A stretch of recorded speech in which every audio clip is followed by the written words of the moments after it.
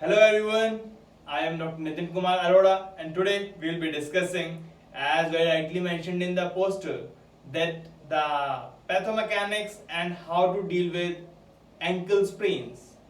So on my part, I'll be discussing how to see the functionality of the ankle joint along with a basic anatomic perspective along with the pathomechanical point of view and how to deal with that pathomechanics that's happening in the ankle sprain individual. So, if we talk about the ankle sprain, so first and foremost, I need to recapitulate what you know about ankle joint in particular. So, if we go by biomechanics point of view, ankle joint or ankle joint complex is a multi-joint segment. It is formed of a number of bones. We have the tibia, fibula and the talus. Talus on the undersurface and tibia and fibula above, they form the talocrural joint or the ankle joint proper. Followed by that thing, we have the talocalcaneal joint, that is the talus and calcaneum. So they combinedly form the talocalcaneal or the subtalar joint. Now talking about the talocalcaneal and the talocrural joint. So talocalcaneal is okay. We know that talocalcaneal means talus and calcaneum. So that means talocalcaneal joint, and because talus is upwards and the calcaneum is downwards, so we call it subtalar joint. Sub means below. So below talus is the below talar joint or the subtalar joint, also called the talocalcaneum joint. When talking about the talocrural joint, so talo means again talus, but what does crural means? Crural is derived from a word named cruris. Cruris means a crucible. In class 10th, 12th you might have studied in chemistry lab. We used to have small utensils in which we used to keep some chemicals like this sort of curved structure, okay, bowl sort of. So we call it crucible. Crucible means curved surface. So now talocrural joint is formed between the tibia, fibula undersurface and the upper surface of talus. So if we talk about the surface of the tibia and fibula, it is sort of a bracket sort of surface. So the malleolus of medial side and lateral side. So we have two malleoli, medial malleoli, lateral malleoli. And what are malleoli? They are the projections of tibia and fibula. So these projections go downwards, they make a bracket. So like this, this and this. This bracket is formed by the tibiofibular joining or joint. They make the upper bracket and the lower part is made by the talus, and that combines to form the talocrural joint. So this is the cruris, curved surface, concave surface, and the convex surface is the talus. So now talus upward part is convex, but if we see from superior side, from upwards downwards, so then what we'll get to know is the talus is a wedge shaped structure. So anteriorly it is wider. So if we see from up to down, it will be like this. So forward part will be wider, backward will be narrower. So it's a wedge shaped structure. So this leads to whatever happens in a patient with ankle sprain. So talking about how the joint moves, on the talocrural joint you have two types of range of motion. One is dorsiflexion, one is plantarflexion. Dorsi means going up and plantarflexion means going down. Now in dorsiflexion and plantarflexion there are certain stresses that get imposed on the structures around the joint. So we must be knowing what all structures are there around this joint. So around this joint we have many ligaments. Specifically talking about the ligaments, specifically about the ankle joint proper, that is the talocrural joint, we have the lateral side and the medial side. So medial side ligaments are called medial ligaments or deltoid ligaments. So there are 4 ligaments on the medial side and there are 3 ligaments on the lateral side. The medial side ligaments, also called the deltoid ligaments, they start from the tibia and go to the talus first, second to the calcaneum, third to the navicular. So we have 3 bones there. It each and every ligament goes to one of the bones, and the fourth ligament again goes to a talus. So this way 4 ligaments are there on the medial side of the ankle joint. Talking about the lateral aspect of the ankle joint, you have 3 ligaments. The ligaments are anterior talo fibular, right? Talo means talus and fibular means fibula. So they are named after the bones from where they start and where they end. So anterior talofibular, posterior talofibular. So anterior talofibular will connect the anterior surface of tibia to the fibula. Posterior talofibular will connect the posterior surface of tibia to the fibula. And we have the calcaneofibular ligament. So that connects the calcaneum to the fibula. So these ligaments, if we talk about the particular ligament that is more involved than any other ligament in an ankle sprain, is the anterior talofibular ligament. Because, and why it is involved? Because of the peculiarity of its structure, because of its size, because of its orientation. So we'll be discussing all these things. Now talking about the joint surfaces, so talus and the upward crucible or the crural part, the bracket part formed by the tibia and fibula. So that part, if we see in the medial side, let's say it's my right foot, there is the right talus, and upward is the crucible shaped structure. So if we see the medial part on the medial malleolus, so the inner surface or the lateral surface of the medial malleolus and the medial surface of the talus. So in between these two, we have 1.73 mm distance. Normal distance is 1.73 mm.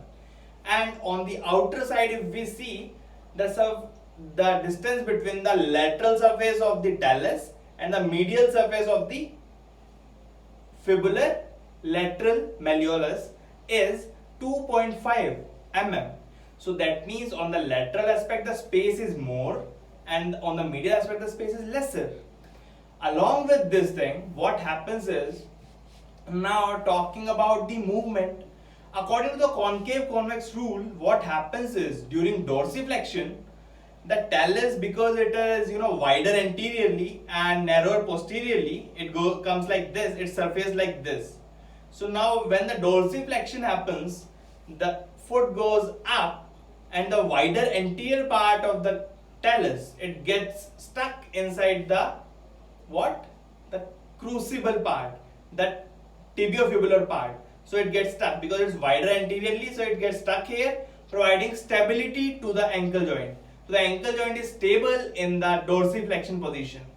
Now when it comes to plantar flexion, so when it comes to plantar flexion, the anterior wider part of the talus, so the tibia fibula will be here, anterior part will go down, and the posterior smaller or thinner part, narrow part will come up. So now this surface, the upper surface of tibia fibula has the same space, this much wide, but this surface has gone narrower, the lower surface. So what happens is it can easily move side to side as well, and it has a tendency to go like this, inversion. So these movements, these are the normal biomechanics that happen in a joint. So with upward movement, with dorsiflexion, the wider part gets stuck inside the tibiofibular surface, and that leads to increased stability in the ankle joint. And when it comes to downward movement or plantar flexion, the stability decreases because the narrower part of the thing comes into action, it can move side to side easily. So now if I ask you, how much is the range of motion of ankle plantar flexion? Yeah, please write in the comments. I'm waiting for it. Yeah, we are getting live comments now. Perfect. Yeah, what's the plantar flexion available at the ankle joint? And it's, yeah, good, perfect. Yes, so it's 40 to 50 degrees plantar flexion and 15 to 20 degrees dorsiflexion. Alright, so this was about the normal mechanics of the ankle joint. Now what all things are there in the ankle joint? What all structures permit the balance?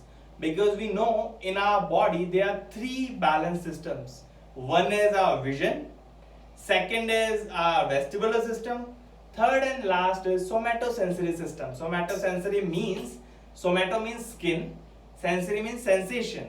Specifically, if we talk about the somatosensory system of the foot or the ankle, we have certain proprioceptors or proprioception receptors that attain the stimulus from the foot muscles, and they give the afferent stimulus to the CNS or the central nervous system. So it tells us about the movement that is happening at a particular joint. Likewise, on the ankle joint as well, we have these proprioceptors that and the muscle spindles inside the muscles of the lower leg, specifically the gastrocnemius, soleus, plantaris, and then your tibialis anterior, extensor hallucis longus, extensor digitorum muscle. All these have muscle spindles, and what they do, as you move your ankle up, so you are doing dorsiflexion or you are doing plantar flexion.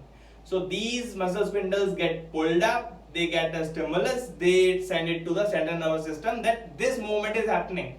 So even if I am standing with my eyes closed and I move my hand up or down, I can easily make out that yes, while taking it up, I can easily understand that extension is happening at my wrist because I have the somatosensory system working properly. So this was the normal thing, the normal balance mechanism that happens around the ankle joint. Now when we come to the pathomechanical aspect of the ankle joint, or in actuality the ankle sprain. So why does sprain happens, what happens in a sprain, and how to tackle it out?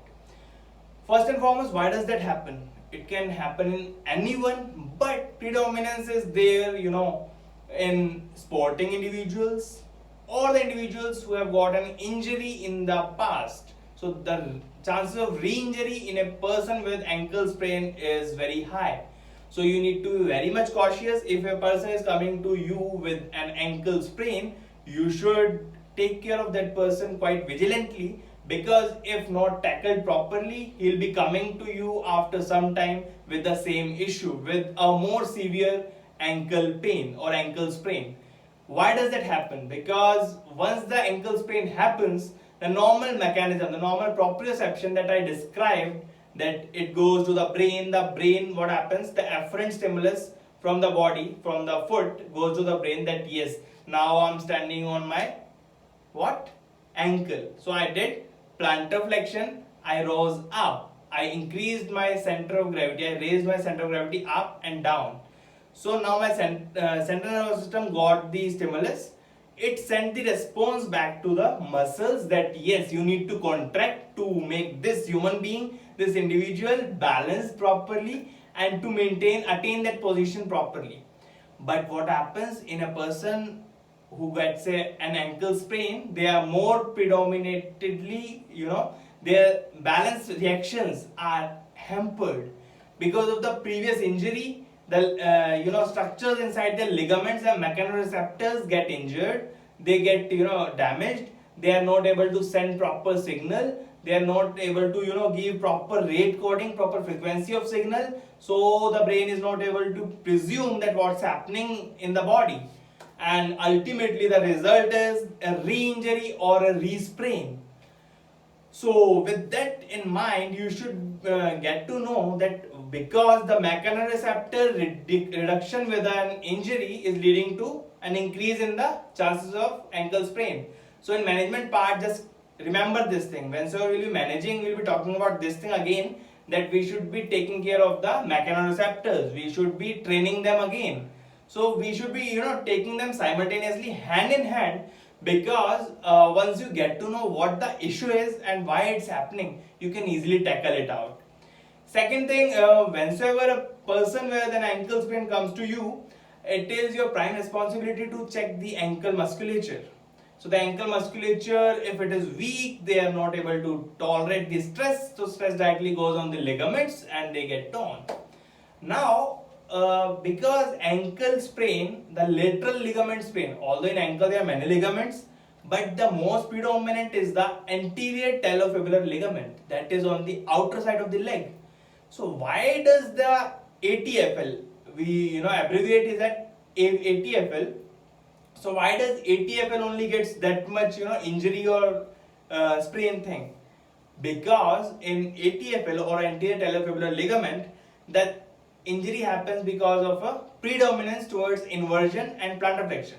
So in a person with ATFL sprain or anterior talofibular sprain or the lateral ligament sprain, the mechanism of injury will be a plantar flexion with inversion. So what happens in a plantar flexion with inversion? So the ATFL runs from the fibula, from fibula and down and anteriorly. So inferiorly and anteriorly 2.5 centimeters ahead, and it goes and inserts into the talus, anterior neck of talus. So fibula to the neck of talus around 2.5 centimeters, around 1 inch, and it is just 2.5 mm wide. Width of the ATFL is 2.5 mm, and the thickness along the transverse part, it's 5 mm.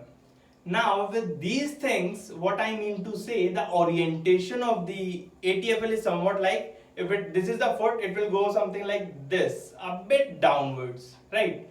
Now what happens is, in plantar flexion, this ligament got completely perpendicular to the talus, and now talus went into inversion. So with plantar flexion, the ligament got straight, and with inversion, it got pulled up or sprained.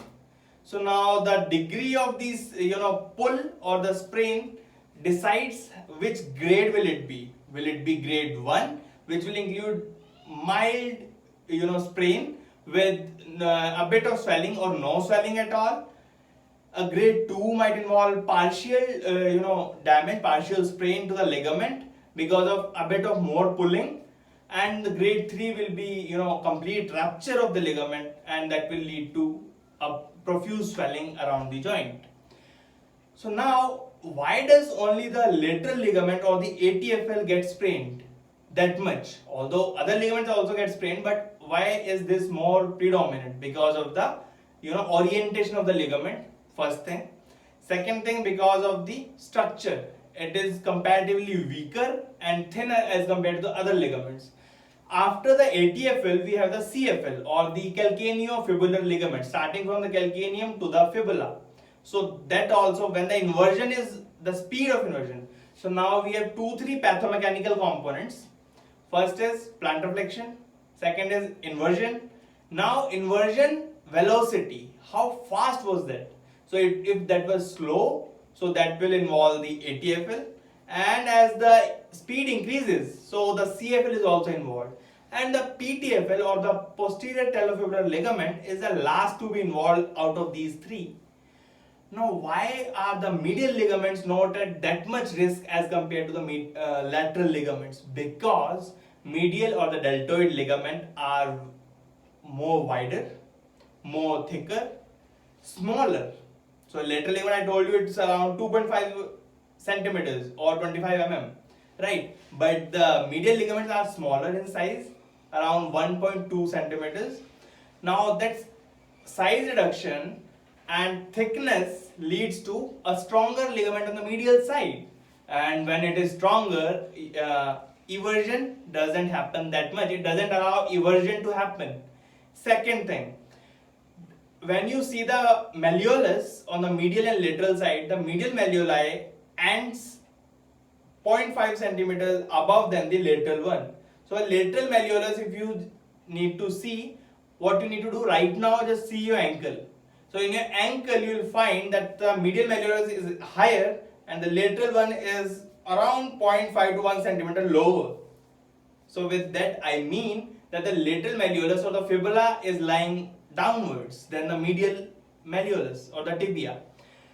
So because the lateral malleolus is downwards or lower than the medial one, so what happens is, as the ankle goes outwards, so the talus gets stuck in the, so the talus rotated outwards and this talar head and neck got stuck with the malleoli. It's not allowing it to go into eversion. So what happens in eversion, because the malleolus is not allowing it to go further, so the talus gets stuck there and thereby reducing the strain on the ligament on the medial side or the deltoid ligament. So that is why medial ligament sprain are less common than the lateral ligament sprain. Another thing that happens is whenever there is a medial ligament sprain, we presume there might be an associated avulsion fracture of the tibia as well. So you need to be very vigilant, and that can be very easily missed in a patient who is coming to you with an X-ray.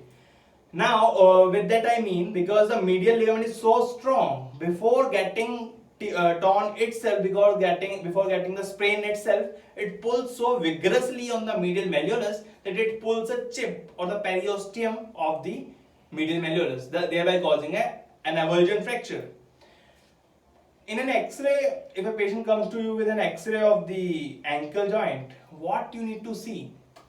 So you will be looking at the surface, the joint surface. I told you that the medial surface will be having, the distance, lateral will be having the distance between the talus and the medial malleolus, between the talus and the lateral malleolus. So the interjoint distance, if it is increased by 5 mm on the medial side and by 10 mm on the lateral side, so that means it is pathological, it is pathomechanical. So something bad is there in the joint. One more thing you need to be very vigilant about is, so whenever a person comes to you with a lateral ligament sprain, he also might get a medial side fracture, because you can easily get that. So this is the tibia and fibula, this is the talus. So now as the talus rotated like this, and it was very fast movement and the force was very high, and the person was obese, the ground action force was very high, so the movement was like tuck, so it's gone. So ligament got sprained on the lateral side, so tuck sort of thing, and on the medial side it got hit here. So you will get a bone bruise on the medial side or bone injury on the medial side. You might get that thing. So you should be very much vigilant, because that is most of the times not visible in the X-ray. So you should be palpating the medial structures as well. You should be taking into consideration that something of that sort might also happen. So I should be vigilant. I should be taking care of that thing as well, that it should not happen, because I have to otherwise, rely on other sources. So these things are very much important whenever we're talking about an ankle sprain. So talking about what all you need to do and how to examine a patient with ankle sprain. So we'll be discussing in the next lecture by Dr. Karishma Chawla. She'll be discussing how to, diagnose, how to palpate the structures, the surface and surface marking of each and every structure, so that you can directly see the patient. You have his foot in your hand and then you can easily palpate the thing. So it's very easy. Just go through it and you'll be mastering this concept. So with this thing, I just conclude here and I pass on you to Dr. Karishma Chawla. Stay connected, stay safe.